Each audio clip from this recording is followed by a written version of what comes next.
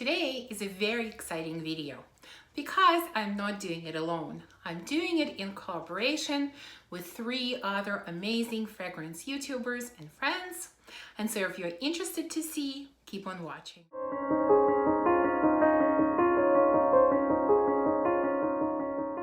Hi, welcome back to my channel. Thank you for watching and for subscribing. And if you haven't subscribed yet, definitely hit that red button. So as I said at the beginning, this is a collaboration with 3 other wonderful YouTubers. First, we have Maria Colette. She is very funny, has an amazing sense of humor. And if you want to see great fragrance hauls and reviews and laugh at the same time, then her channel is definitely for you. Next, we have MOJANN. She does amazing videos on all kinds of topics. I think she releases a video almost every day, and so no matter what you're looking for, I think you can always find it on her channel. And then we have Nisha from Spicy Looks. She has very similar tastes to mine. She's really into a lot of niche fragrances, and she does amazing fragrance reviews. They're short and to the point, and that's what I love about them. So after you watch this video, definitely visit all of their channels and show them lots of love. Now, for our collab, we decided to talk about complicated fragrances from our collections. And to me, fragrances can be complicated and challenging for a variety of reasons. Obviously, the most obvious one is if you have a complex scent, just complicated mix of notes put together. But I think there could be other reasons as well. There could be fragrances that we like, but others around us don't like. There could be fragrances that smell differently depending on different seasons or different circumstances. There could be a variety of other reasons, and that's how I approached this video. I looked at different reasons of why I would consider a fragrance to be complicated or challenging. And the first 2 I'm going to talk about are beautiful, beautiful fragrances, but I find them challenging because they have very poor lasting power. The first one I'm going to mention is Notebook, Citrus, and Green Tea. As you know, I love tea scents and especially green tea scents, which this one is. There are a lot of notes in this fragrance. I'm not going to go through all of them, but it's a very refreshing, lemony green tea. Beautiful, beautiful scent. The problem is it has no lasting power at all. And that's why I can't really wear it. I use it a lot as a room spray, or I would use it as a refresher after a shower. That's the only way that I can use this fragrance, which is a shame because if it had better lasting power, I would definitely wear it a lot more often. The second one I have, and I just have a small sprayer of this, or decant, and I really, when I first tried the scent, I really, really loved it. And I was so excited. I thought, okay, this is going to be my first Creed purchase. And I'm talking about Aqua Fiorentina. It's a beautiful summer scent. It has plum, apple, rose, pear, bergamot, lemon, cedar, sandalwood, and grapefruit. So it's fruity, citrusy, it's a little bit woody, but the most prominent note I would say is plum. And I very rarely like fragrances with plum as a prominent note, and I really, really loved this one. Again, I have the same issue with it. The lasting power is very, very poor. And I really tried with this one. I even tried spraying it more on my clothes than on my skin, thinking it will last longer that way. And it just, on me, it just doesn't last. And I mean, obviously, Creed is a very expensive house, and I can't spend money on this fragrance, even though I love the scent when I know that performance is so poor. So that's why I've included it in this list. My second category is changing fragrances. Fragrances that smell differently under different circumstances. It could be maybe my changing body chemistry. It could be changing weather conditions. It could be who knows what, but I find that these fragrances smell differently almost every time I wear them. And I have several in this category. The first one I have is one of my newer acquisitions. This is Serge Lutens 5 O'Clock Eau de Jambre. This is another tea fragrance, although a lot more complicated than the first one that I mentioned. And this is mostly ginger type of tea. It also has a few other notes like cinnamon, cacao, honey. It has patchouli, woody notes. So it's a little bit woody. You definitely get a little bit of patchouli, but mostly it's ginger tea. Well, every time I wear this fragrance, I don't know exactly what I'm going to get. Sometimes it feels very light and very refreshing. Sometimes sweetness is coming out more, like there is honey here, amber, so I feel a little bit more sweetness. Sometimes it is very woody on me, like really woody notes are coming through strongly. So this is like when I wear it, I never know what I'm going to get. And so I am a little bit hesitant to wear it because maybe I'm in a mood for one type of scent, but I'm not quite sure if that's what I'm going to get or if I'm gonna get something different. So that's why this scent is on the list. The second one I have is Angel Eau Croisiere, and this is from 2019. This is of course about mango and patchouli. This is your Angel, but with the addition of mango. There is also grapefruit, sorbet, blackcurrant, praline, so it is sweet. And I first purchased this fragrance, I think, either late fall or early winter, thinking that obviously this is not the right season for it. It has mango, it makes me think of summer. I'm going to wear it in the summer. But I did test it out and wear it a couple of times. And I absolutely loved it when I first purchased it. Well, here's an issue. When I started wearing it in the summer, for some reason, I started finding the scent overpowering. You know how many people find the patchouli in Angel just too much, too overpowering, almost bordering on unpleasant? That's what started happening with this Angel Eau Croisiere.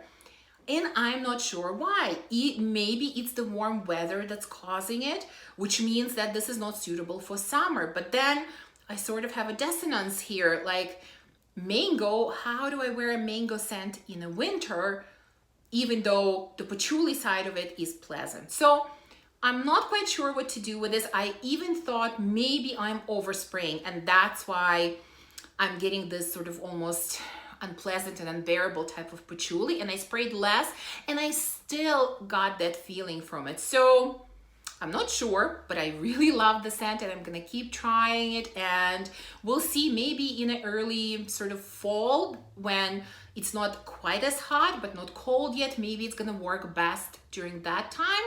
I'm definitely going to test it out. And I have one more in this category, and I'm not going to spend too much time on this because I've already talked about it in my July favorites. And again, I just have this small decant. This is from Maison Lancome line, and this is Tuberose Castain. This is again a pretty simple, in a way, simple fragrance based on notes. It has tuberose, tonka bean, and chestnuts. And as I mentioned, I'm not a huge fan of tuberose, but this is probably the most pleasant and the most bearable tuberose that I found, but it's still unfortunately tuberose, but not throughout the whole life of this scent. When I first sprayed, I absolutely love it. You get sweet chestnuts. Chestnuts is all I'm getting, and they're really sweet and really delicious. I love the initial spray. Then as it starts to dry down, you still have those sweet chestnuts, but you're starting to get tuberose. It's starting to come out, but it is still in the background. It's not very prominent, and I'm still liking it. But unfortunately, a couple of hours into the dry down, all I'm getting is mostly tuberose. Now, it's not the worst type of tuberose I've smelled, but it is still a tuberose. So that's why I'm kind of struggling with this scent a little bit. I absolutely love the beginning stages of this, but I'm not really sure about the final dry down. So that's why I put it in this video in most challenging and complicated scents from my collection.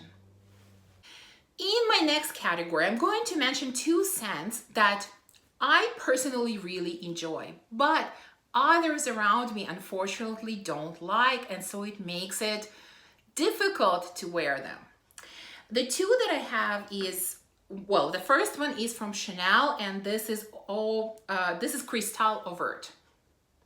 This is a citrusy, powdery type of scent, and I love citrusy types of scents, but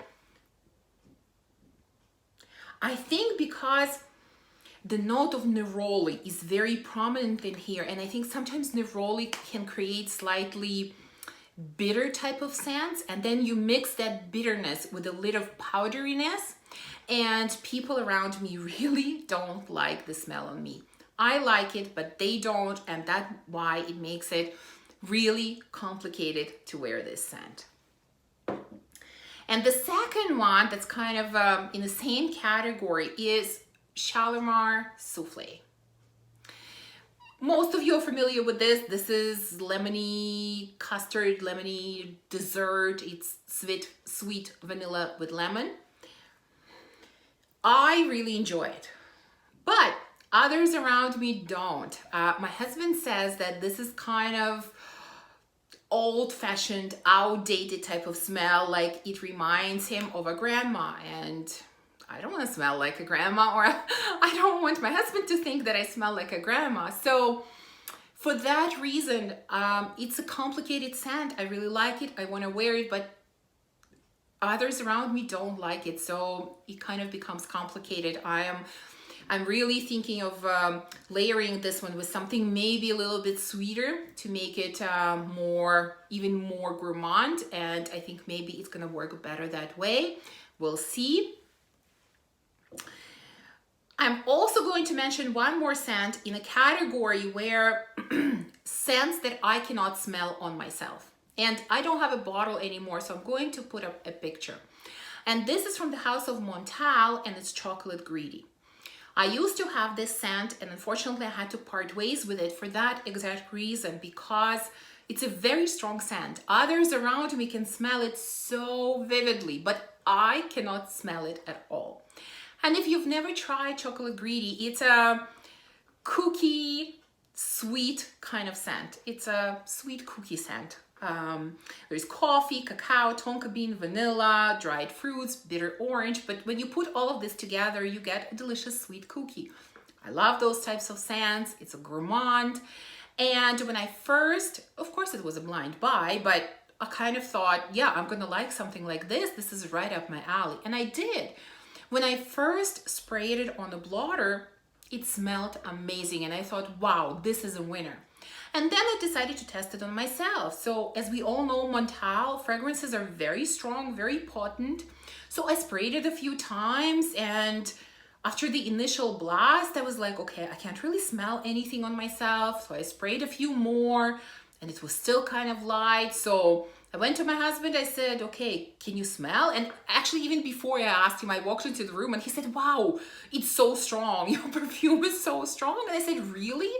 I cannot smell anything. And I've tested it like this several times at home, outside, in an open space, and it doesn't matter. For some reason, I cannot smell it at all. I was so disappointed because on the blotter, I absolutely loved this scent. But for that reason, I had to part ways with it. And for that reason, I included it in my challenging and complicated scents category. And now we're left with the last category in this video, and that's just simply complicated, complex scents. Scents that have complicated notes, or the way that the notes are put together is complicated. And the first one I'm going to mention here is from BDK Perfumes, and this is Rouge Smoking. This fragrance is very deep, smoky, kind of dark cherry, like a cherry liquor. It is very potent. It is very thick, very enveloping, incredibly long lasting. So when you're wearing this, like you're really committing to this scent, this is going to stay with you all day long and sometimes even through the night into the next morning. So this is really a commitment. And to me, this is really, really beautiful, but it does have that sort of a cough syrup type of vibe. Especially on the initial spray, at least to some people, obviously not to me, but I know that many people feel that way, and I can understand why they feel that way. So that's one complexity of this scent. The second part of this is when you spray this on a blotter, it smells incredibly different than when you spray it on the skin, at least for me. And I know this happens often with fragrances, but not to such degree. To me, these are two absolutely unrecognizable scents. And I tried, you know, spraying it on the paper and smelling it, and I can never recognize this scent because it is completely 100% different. So this is one of those scents that's a must to try on the skin. And I'm gonna mention the last one. Again, I find this scent complex, not because it has complex notes. So I'm talking about Van Cleef Arpels Bois Dore. So the notes in here are relatively simple. We have black pepper, mineral notes, cedar, almond, vanilla, tonka bean musk, teakwood, and tobacco. The reason I find this complex is because this scent is very milky, creamy, and it is kind of sweet. But I would not call this a gourmand at all. But it is sweet. It is not floral sweet. It is not fruity sweet. It is just kind of milky sweet. And for that reason, I think it's kind of, I'm struggling to figure out, when do I want to wear this? For what occasion? You know, when I have a craving for gourmand, I'm gonna reach for a gourmand. When I want to smell like a floral fragrance, I will reach for a floral, or the same with fruity or citrusy. And this one is kind of somewhere in between a few of these categories. And so I have a hard time for now figuring out when to wear this. And so for that reason, I've included it in this list of complex and challenging fragrances. So that's it. This is my list. I hope you enjoyed it. And if you did, remember to give me a thumbs up and subscribe. And thank you so much to Maria, MOJANN, and Nisha for doing this collab with me. It was so much fun. Thank you. I will see you soon in my next video. Bye.